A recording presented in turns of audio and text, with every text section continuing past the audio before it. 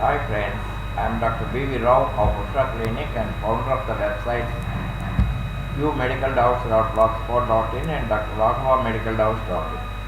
Through these videos, I am providing the basic knowledge about the commonly occurring diseases, treatment and surgery details when necessary for medical knowledge to general people and for reference to medicos. Today I am going to discuss about the pulmonary factors in heart disease. The heart and the lungs are interrelated and the effect of respiratory system directly affects the cardiovascular system. There are some diseases directly related to each other like pulmonary arterial hypertension, pulmonary embolism and infarction, and pulmonary heart disease secondary to chronic bronchitis and emphysema.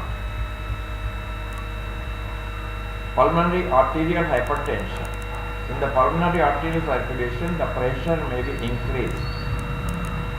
Secondary to a passive rise of pressure in left atrium and hence in the pulmonary veins, in the mitral stenosis, in the left ventricular failure. Due to diminution in the pulmonary capillary bed and hypoxic pulmonary vasoconstriction in emphysema. Obstruction to pulmonary circulation as in atrial narrowing or recurrent emboli. The increased pulmonary blood flow in association with some forms of congenital heart disease. Without any obvious cause, idiopathic or primary pulmonary hypertension.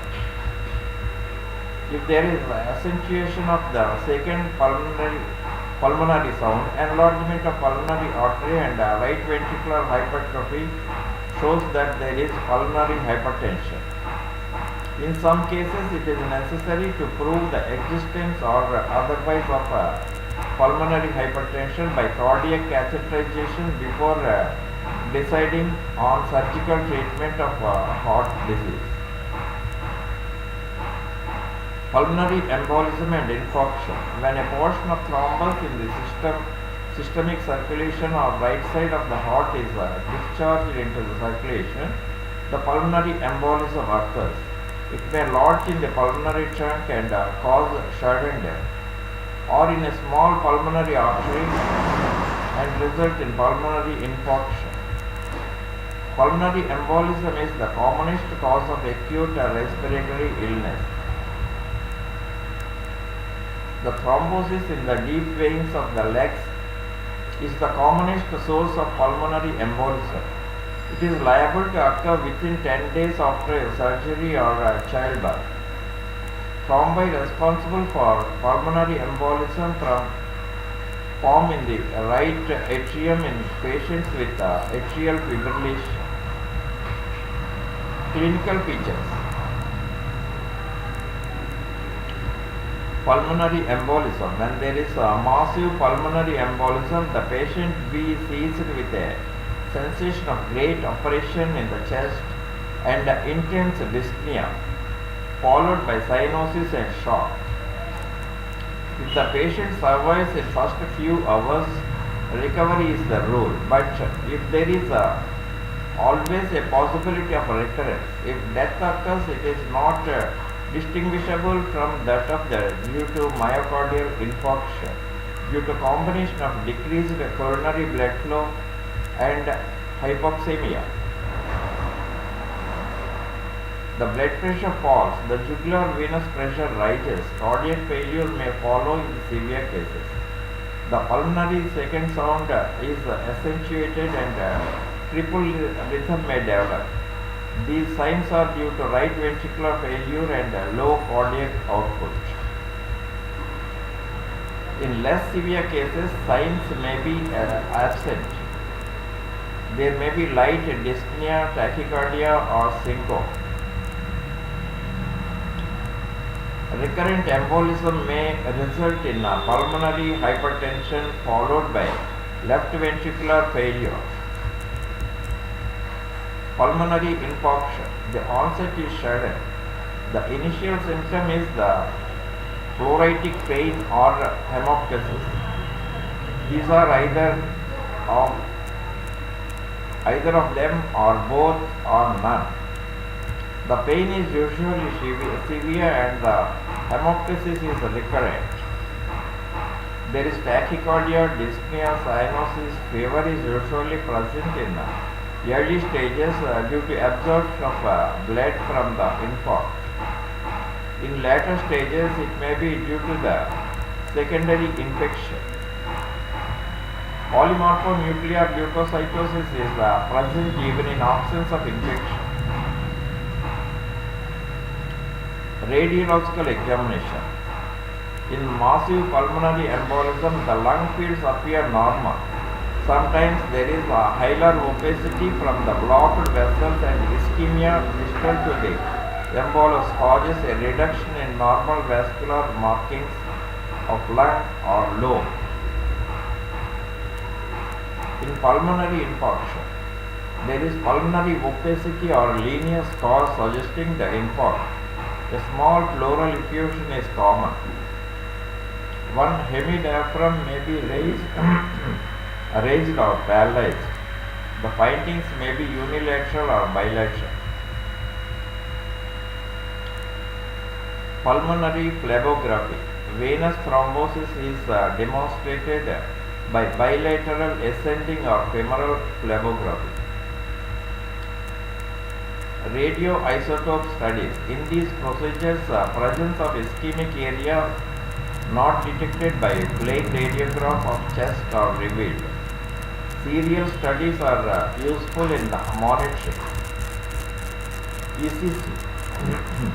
In case of massive embolism, shows a diagnostic pattern as right axis deviation and inversion of T wave in right ventricular legs, or the pattern of right bundle branch block.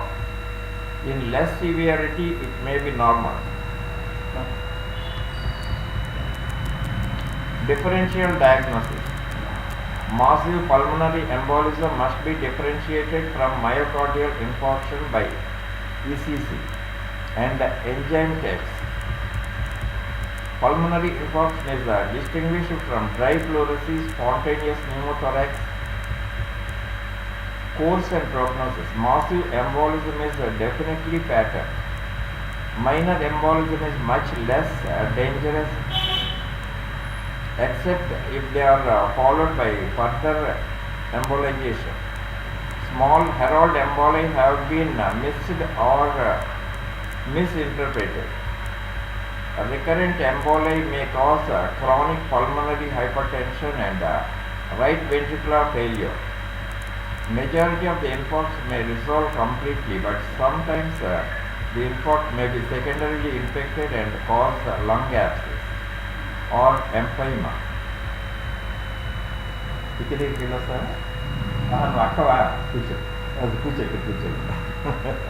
Prophylaxis. The post-operative thrombosis usually occurs in the first 72 hours after surgery. Early ambulation is encouraged after surgery or medical illness. Leg is elevated during rest. Advised to do active exercises. Elastic bandage is advised, and in case of unavoidable bed rest, movement of distal part of the leg and foot is advisable. Low dose of heparin subcutaneously or dextran IV may be given. Treatment. Oxygen administered if there is cyanosis. Pain and apprehension is treated according to the necessity. Anticoagulants given to prevent further venous thrombosis in legs. Urokinase may be accelerates the recovery from pulmonary embolism. Massive pulmonary embolism is best treated in intensive care unit. The chances of survival is great if embolectomy is carried out with the aid of cardiopulmonary bypass. In case of recurrent pulmonary embolism, besides anticoagulation, venous interruption may be necessary by ligating the femoral vein or plicating the inferior vena cava depending upon the source of embolism. Pulmonary heart disease secondary to chronic bronchitis and emphysema. The term pulmonary heart disease or cor pulmonale means right-sided heart failure secondary to the disease of the lung or pulmonary vessels. In industrial areas, respiratory disease is the most common cause of cardiac failure. Rarely, the left ventricular failure results from pulmonary fibrosis or from recurrent pulmonary emboli. The hypoxia, which is causing polycythemia and hypervolemia, is caused by impaired alveolar ventilation. Structural abnormalities of the pulmonary vasculature and defective aeration of blood. The hypoxia itself leads to reflux pulmonary hypertension. Clinical features. The symptoms are those of the pulmonary disease and together with a right-sided heart failure. The onset is insidious but may apparently come and suddenly following an acute respiratory infection. The rule is the sinus rhythm, but if there is atrial fibrillation coexisting, respiratory disease is suspected. The earliest radiological sign is the enlargement of pulmonary artery and its two main branches, followed by enlargement of right ventricle. If severe pulmonary hypertension is present, ECG will show the pattern of right ventricular hypertrophy. The diagnosis can be confirmed by pulmonary function tests. Important of them is the carbon dioxide tension, as this is raised in pulmonary heart disease and subnormal in heart failure of other types. Treatment. Pulmonary infection is frequently the causating factor, so it should be thoroughly treated. Oxygen is preferred if central cyanosis is present, but caution is necessary because cerebral symptoms and coma can result from carbon dioxide detention if the concentration of oxygen is not kept below 30%. Diuretics should be given as with all forms of cardiac failure. Sedatives must be used with great caution due to their action in depressing the respiratory center. Airway obstruction is treated by bronchodilators and physiotherapy. That's all for today, and in the next video I will discuss about some other diseases. Thank you.